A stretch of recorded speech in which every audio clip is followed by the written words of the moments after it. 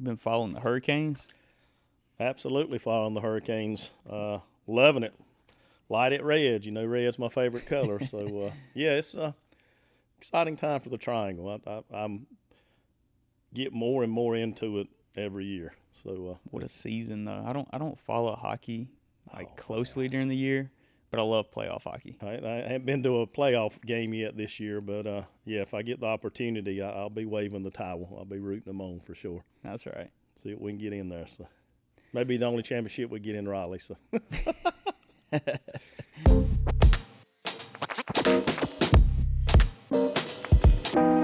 Well, welcome back to Behind the Lines. I'm James Taylor. I'm part of the communications team here at the co-op, and this is the podcast where we kind of peel back some of the layers of the co-op, talk about some of the behind the scenes, all the way from our linemen to the CEO in the boardroom. So no better way than to kind of have some high-level conversation than with our CEO and general manager, Eddie Oldham. Eddie, you've been with the co-op for 26 years now. Time flies, huh? Seen a lot of changes over 26 years, and going to see a lot more before I get out of here. But yeah, thanks for having me. Good to be back in the seat. Good to be talking about some more critical topics that are coming our way. So looking forward to it. 5 years as CEO and general manager, and prior to that, you started out in staking, and then became manager of engineering, manager of operations, and then assistant general manager, and then CEO general manager. So you were actually on the very first episode of Behind the Lines. One of our board members jumped on with you and talked Co-op 101. Great conversation on what the co-op is. So, you know, we have a much different discussion today, a difficult topic.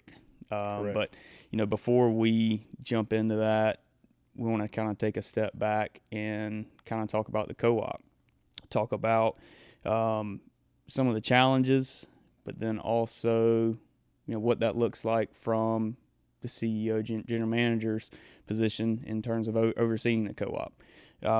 So just to kind of kick us off, kind of give us an idea, what does it take, what does it look like on a day-to-day basis overseeing a not-for-profit electric utility? And, you know, our goal is to serve our members the best we possibly can in many different ways. Reliability, affordability, we're present in the community. But what does that look like to steward a not-for-profit electric cooperative? You know, I think back on all the changes that we've seen, and as you mentioned, reliability, affordability, obviously safety is paramount. Safety is going to be number one with the employees. But when I first got into this role, you know, everything was, we pride ourselves on reliability. You know, getting the lights back on quickly, doing it safely. Then we start seeing the cost pressures. So things have sort of started shifting, you know, back more toward the affordability. And with that affordability, same thing, you've got to maintain reliability. So again, I feel like affordability has risen up the ladder a little bit. Used to many years ago, before I had this seat, you know, we could do a lot of cost cutting measures. You know, we're as close to running at cost as we possibly can, and the goal is to, you know, keep our membership happy, keep the prices low everywhere we can. Unfortunately, there's a lot of increases on equipment, maintenance, labor, everything else, and you know, I'm sure we'll get into that a little bit later. But that's the big thing, is I see it more than just looking at something and we're good to go for 6, 8 months, 12 months. It's ever changing now, and it's ever changing quickly. So that's the thing, is I just can't put something on the bookshelf and hope it makes it 3, 4, 5 months. We got to constantly look at it in today's world.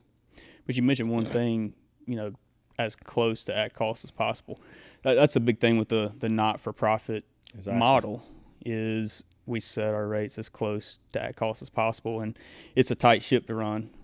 Just quick plug, we had a conversation about capital credits a few months back, talking about how margins for the co-op are returned directly back to the members, the member consumers, and so that's used to fund the equity and debt for the co-op, to fund improvement to the system, to make sure we continue maintaining the co-op, the reliability, using those funds for the benefit of the members. And so it's a very tight ship, very little wiggle room. How has that changed? You mentioned how it's changed over the last, even over the last year, but what are some of the biggest challenges that we at Central and the industry are facing right now?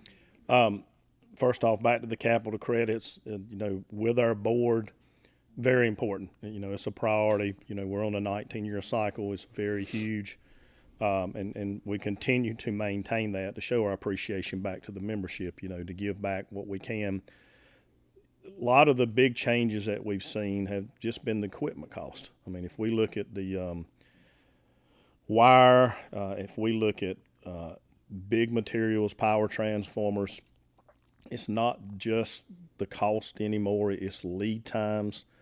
So line trucks, service buckets, things that we could budget on a yearly basis and get within 12 months, some of those are 3 years out.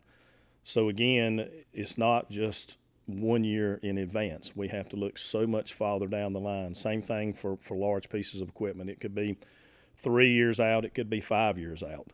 So those are the things in the budgeting process that we really have to look at, going forward and saying, okay, we budget this year, we may not get it for 2 or 3 years. You want to lock in on the pricing. If we have to buy something and purchase something and it's 3 years later before we can put it in service and start getting useful life out of it, that's just an added pressure on your expenses.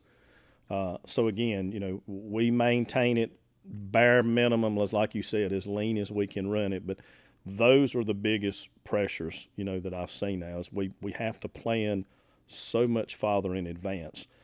Everybody knows 2-3 years from now how fast things could change.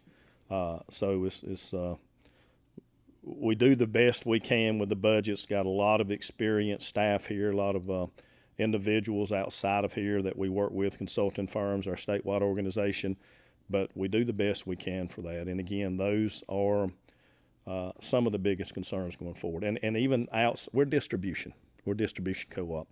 The other layer of the onion there, a little bit deeper into that, is transmission and generation. We purchase that. We don't actually produce it. The co-ops do to a certain degree, but we rely heavily on G&Ts, IOUs to be able to supply that, and they're under the same crunch. So when we reach to them to say, hey, we want to build a substation, we need X amount of capacity over the next couple of years, they have to plan for that as well, and their answer that they give us may not be what we want. So if it's not, we have to work with them on the same time constraints.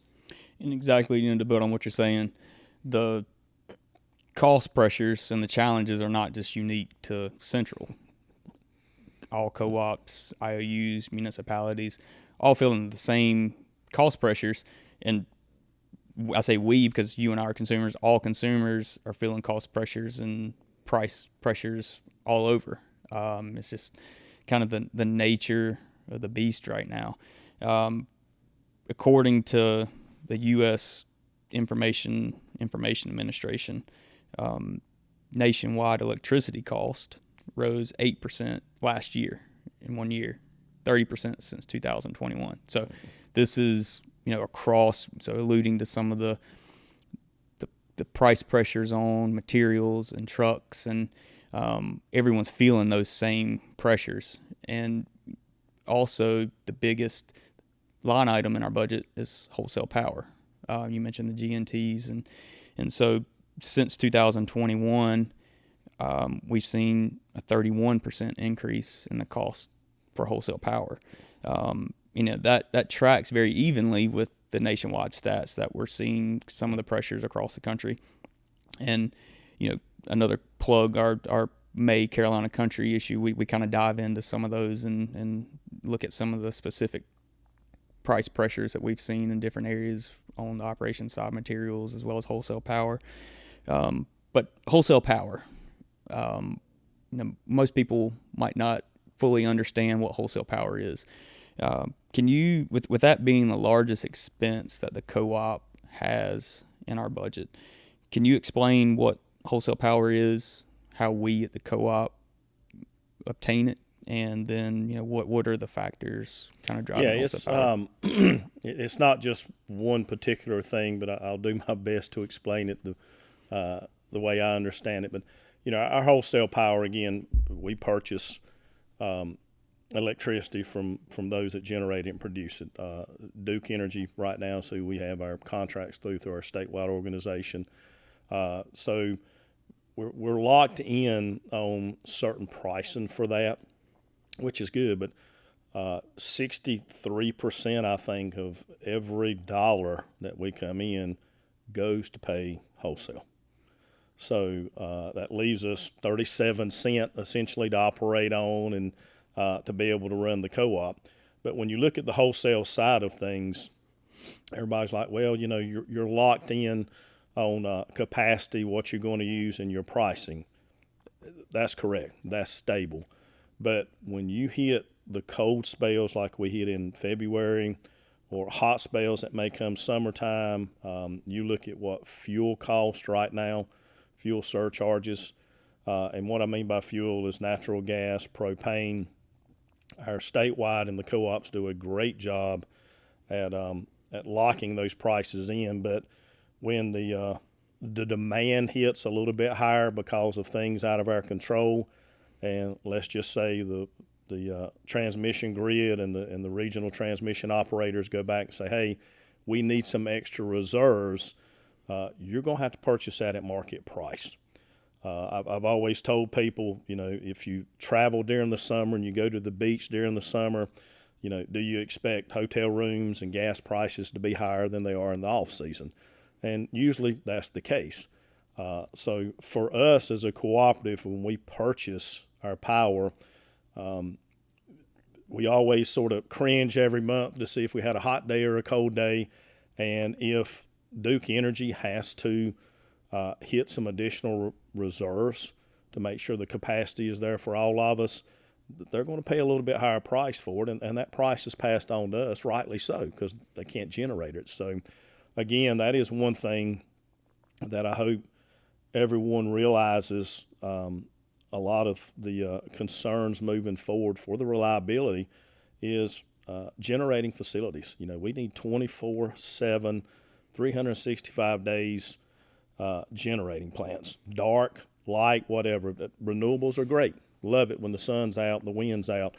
But we need those resources to run 24/7 again. And to start building those plants, to start adding to that fleet, it's going to cost. And so again, that's just unfortunately the cost of doing business. But that's the best way I can describe wholesale power is we purchase it, we don't generate it, and when you buy it, it's a supply and demand. And if demand is high and supply is low, you're just going to have to pay a premium sometimes for it. And we do the best we can, but we can't control the weather. So I want to key on one thing you said there at the end: supply and demand.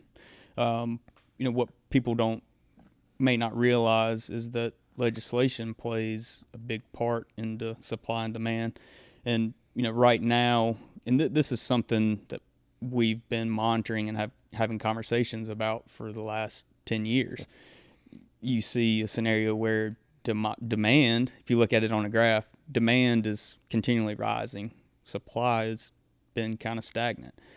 A lot of people, the big buzzword right now is AI, talking about how AI is driving, which it is playing a factor. But, and I key in on that word, but, this started, many years ago prior to, the AI boom right now. We've seen electrification of vehicles, manufacturing, residential electrification, smart homes, everything's connected now.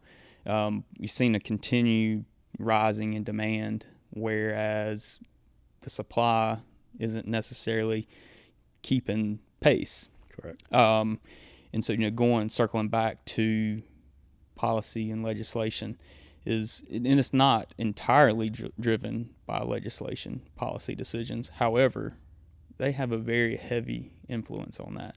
So let's kind of talk about how do legislative and regulatory decisions impact wholesale power production and that supply and demand? They're important. Going to Raleigh for our state legislators and even going to D.C., we go collectively as a group and we talk about the co-ops. But that is huge as far as what you just mentioned with the legislative decisions. North Carolina is in probably the top 3 growing states, which is absolutely wonderful. It's great to see North Carolina grow. It's great to see the residents, the industries, the businesses come here. But as you said, that requires that demand, and that demand is rising definitely at a higher rate than what the supply is. So when we go to legislative rallies, when we talk to our local legislators, we try to educate them on what we're looking at. As you said, it's been 10 years since we've had some of these discussions, and we understand the environmental issues out there. We support the environmental issues. Eddie's opinion is, we don't need to get the cart before the horse. So again, we was looking at trying to work to net zero with the coal. So a lot of the coal plants were decommissioned, which was good at the time. But the problem we're running into now is we have not replenished that capacity. And to build new facilities, propane and natural gas is the quickest way. You're still 5, 6, 8 years out on it. Nuclear, I would love to see nuclear come in, another nuclear reactor, Sharon Harris or wherever, but you're talking 15, 16 years. So when we discuss these policies and these issues with our legislators, we try to bring them down to our level to look at it from a different view, that if, we have to rely on quicker resources and quicker demand, that price is going to be higher for our membership, and we want to protect that. We don't want to push that price to our membership. But in the same regard, how do you get it any quicker than where you're at? So, we ask certain things to help cut through the tape, help get the process done quicker, looking more into those things that if we continue wanting to push our state to grow, we've got to have the resources available. And right now it's just growing at a faster rate. So I enjoy going talking to our legislators, having our meetings with them, but they're busy with a lot of other things. But I think they do fully understand the supply and the demand and where we're at with the state. Bringing in big businesses, great.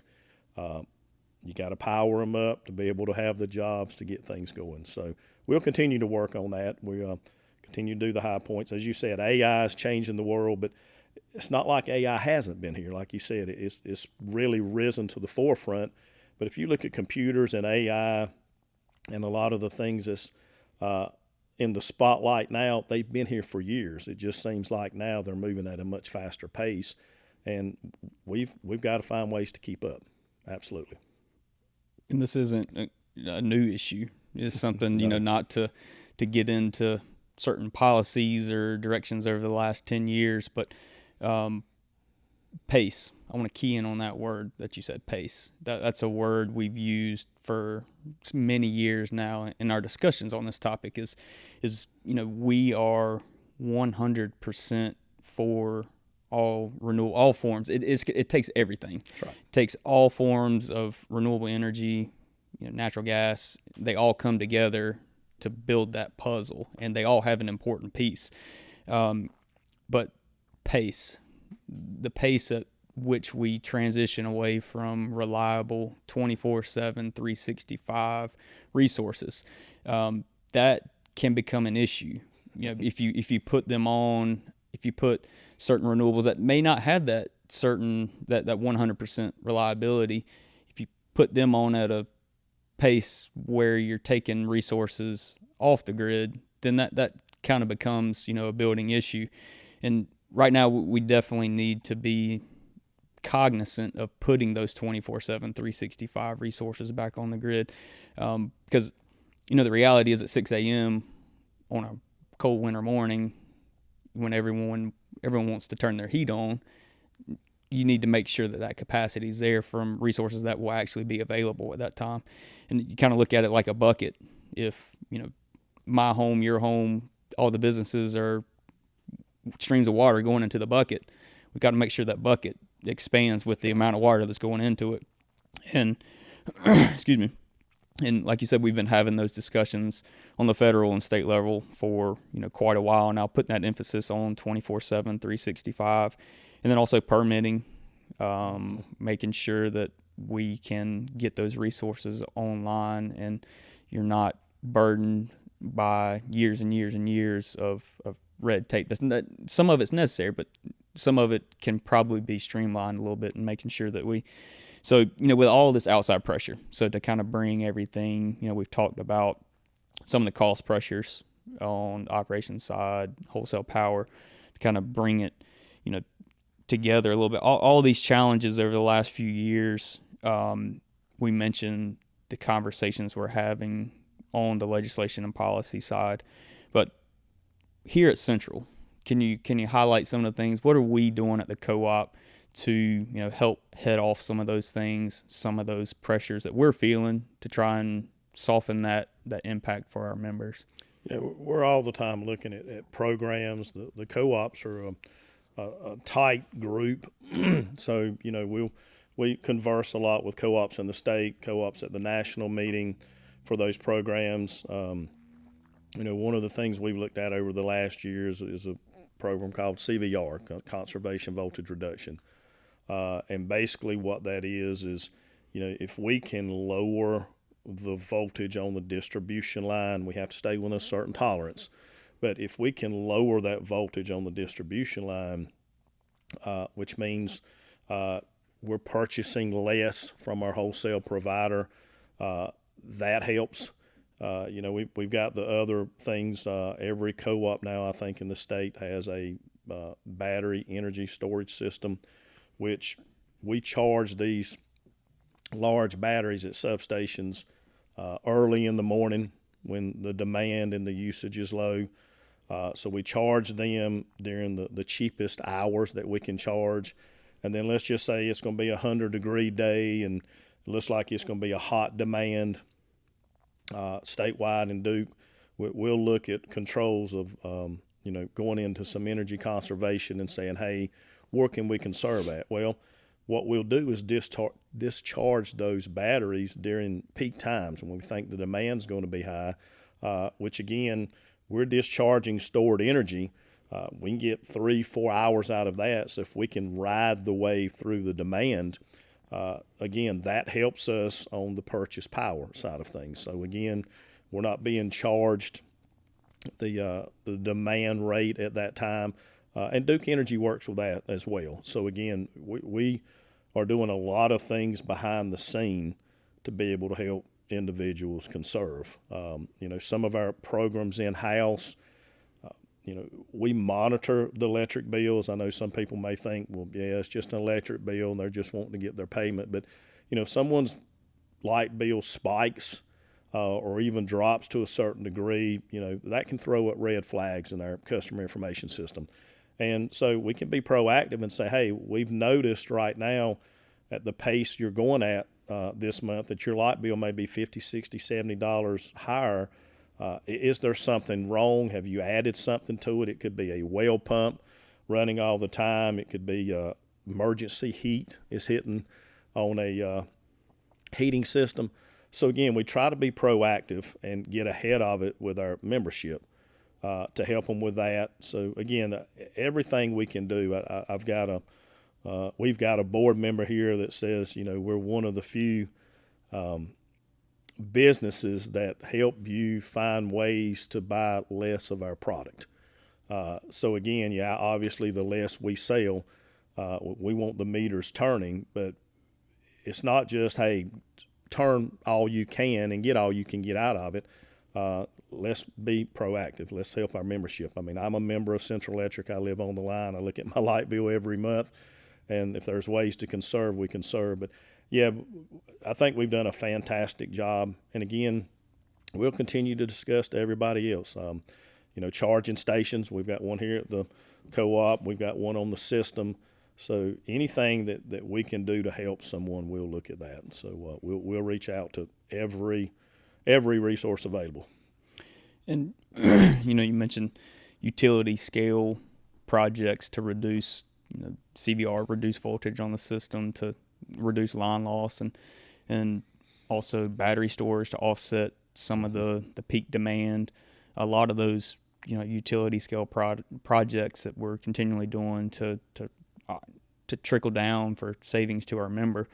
And last month, had a conversation with Nathan Stevens, our manager of engineering, about reliability. That was the focus of last month's podcast discussion, and really our goal in our job is to marry those two, reliability and affordability. We're talking about affordability today, but there's challenges with both. Challenges with providing reliable power, and then challenges with on the affordability side that we've kind of, in ways that we're working to head off some of those. But even with a lot of the things we're doing, we talked about the outside pressures. We're not able to keep up with the outside cost pressures over the last few years. We talked about some of those numbers. Mm-hmm. Our efforts are helping, and they're going to continue to help now and into the future. But at the end of the day, the rising costs are outpacing some of the measures that we can put in place internally. And the reality, we started this conversation, a not-for-profit cooperative. It's a tight margin, tight ship to steer. There are no shareholders to cover the cost. If it, as a not-for-profit cooperative, if costs go up, we have to look at it. Look at an equitable organization and relaying how do we cover those costs as a not-for-profit electric utility. And one thing, the last thing in the world we want to talk about is a rate adjustment. We dislike that internally because that means we have to relay rising costs and a rate adjustment to our members. It impacts us all. You mentioned you being, a member of the co-op. We're all members of either a co-op or an electric utility, IOU, municipality. Everyone's feeling those same pressures. With that being said, we've been pushing out information. We do have a rate adjustment June 1st. That starts June 1st. Can you talk to us a little bit about that? And from a member's perspective, what does that rate adjustment mean, and then in terms of providing that reliable service to the members? Yeah, as you mentioned, rate adjustment's not a process or a word we even want to get into, and it's not.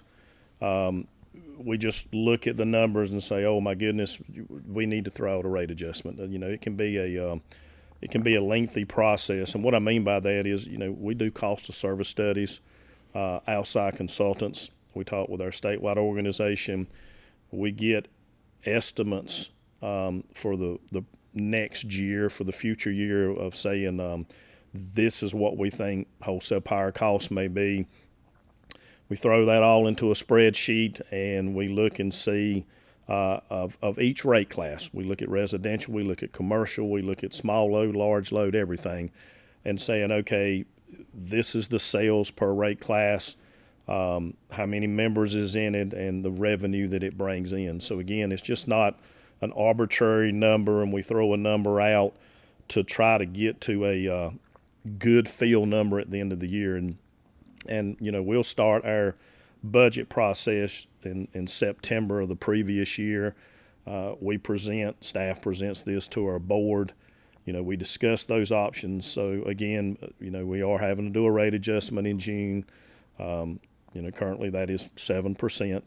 And then, there's a basic facility fee, and sometimes that's individuals have a hard time understanding what that is. But for us to build the system, to set the poles, to get the wire there, to set the transformer, to have the meter there, that's just a flat fee every month. So if you don't use any energy whatsoever, we've still got to pay for the facilities that are sitting there. So our basic facility fee is going up $4 as well.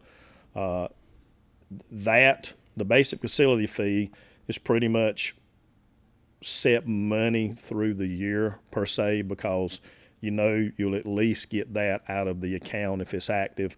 The kilowatt hour sales, weather dependent, so it's up and down. It's up and down rodeo. And I know a lot of people think, well, when it's super hot and it's super cold, the utilities are just rolling in the money. As I mentioned, when it's super hot and it's super cold, when those demand rise, those costs rise on the demand side, and then we have to pay for the additional resources at a higher than normal daily rate. That costs us. That hurts us. We don't want to see extreme cold. We don't want to see extreme heat. So again, all that goes into effect. We look at our departmental budgets. Training where areas we can cut back on. One of the things we don't want to cut back on, right away is a big expense here, but we want to keep our lines cleared, and it's easier to maintain a right of way and than have to be working through the night through an outage. So again, we look at those individual line items. We're very cognizant of it, and we tell the board that, and we compare our operational cost year to year, and we look and see where they're at. But again, the rate adjustment is necessary for the wholesale power cost, for the for the material increases. Pad mount transformers from 2020 to today's time have gone up over $1,000. Pole mount transformers have gone up probably $500. Power transformers for substations have tripled in the last 10 years. Our last substation come online 10 years ago. We're in the process now of building a new substation that we needed for the growth in the Montgomery County around the airport area. That cost we're estimating when it's completed could be triple of what it was 10 years ago. And that's just equipment, that's labor, that's just the price of things. And again, when we throw all that into the pot and we look at what our expenses are, then again, the only way we can cover that is unfortunately through rate adjustments. So nobody else to back us, no stockholders, nothing else that we can look at. And so again, we cut everything as close to possible as we can, and we're good at it, but it's not a perfect science. I wish I could say it was perfect. If someone may say, well, you put a rate adjustment in, and what do you do if you bring in extra money? You're back to capital credits, So again, it's not just we take it and set it on the shelf somewhere and use it later. We return that back to our membership through capital credits. So again, it's a process, but those are the big things. It's unfortunate that we have to look at rate adjustments, but it is a necessary cost of doing business. And to, start to bring us full circle, we've talked about a lot of challenges, and our goal today, and then also always through our newsletter, emails, and communications we send out to our members is transparency, being fully transparent with our members. And today was to kind of talk about some of the pressures we're feeling externally, but then also some of the things we're doing internally to head off some of those increases that we're experiencing. But unfortunately, at the end of the day, we have to make sure the rates meet the costs that are coming in, and these decisions aren't taken lightly. Many years of looking at the numbers, looking at how we can continue to make sure our service is reliable and affordable now and into the future. And so, it's a balancing act, like you talked about, a balancing act between making sure we provide that reliability, continue right away maintenance, continue building out the system, making sure the system is resilient, and it's a tough task. And the members remain at the heart of everything we do, and making sure we keep our focus on delivering that reliable, safe, and affordable power. But we adjustments do have to be made along the way to make sure that we're maintaining that service. And, we're going to continue advocating for our members moving forward. Those conversations with legislators, the projects, utility scale projects, like the CVR and different things like that, looking at on how we can continue to be better for our members, right? That's our job, is to be better for our members each and every day. And we hold that at a very high standard in making sure that we continue to do that. It's a difficult kind of conversation to relay. It's never fun to relay, especially, from your seat, to relay our rate adjustment and rising costs to the members. But thank you for, your transparency, and thank you for diving down into, the nuts and bolts of what's going on at the co-op. And, as we move forward, that's what the goal of this platform is to really have these conversations and relay that to our members. So thank you for taking some time today, and thank you for all you do. Appreciate it. Again, a lot of the majority of the credit goes to staff. And again, I do want to reiterate the reliability and affordability is at the forefront of everything we do, obviously with safety too. But, we just don't build substations. We don't just buy equipment to be buying it. It is strategically thought through, and even our new substation we're looking at building now, it has been carefully thought out over years of planning of where to locate it and how does it benefit other areas of our system, and it actually will tie back into other substations. Part of that growth we're seeing in Chatham County, so it can help alleviate that. And then back to our Jonesboro area, which our Jonesboro substation actually powers our facility here. I was doing some research on it, and that substation was built in 1956. It's run for 70 years. So we've got good life out of it. But this new substation helps alleviate that as well. So again, what we call backfeeding. We don't just place it for that particular area. We look at everything to benefit other areas on the system. And that's what we do. We don't waste the money. We're very mindful of how we spend it. But that is part of the reliability and part of the affordability section that we look at. So again, thank you for the invite. I hope it's been helpful. We will continue to work for the membership. I promise you, everything we will do, we work for the membership. We don't waste any money. Again, we're very cognizant of every penny that rolls in here, because that's what we live off of. We live off pennies. We run this co-op for the membership, and we want to keep our membership as happy as possible. Be proactive, not reactive, right? Very proactive, not reactive yet. Let's get ahead of the curve best we can. That's right. Well, thank you again. Great conversation today. Great information, to push out to our members and community, people who may just be tuning in to listen about what's going on in the utility industry. I hope so. So, yeah. So signing off from Behind the Lines. We look forward to future conversations, and stay safe. Thank you for the time. Appreciate it.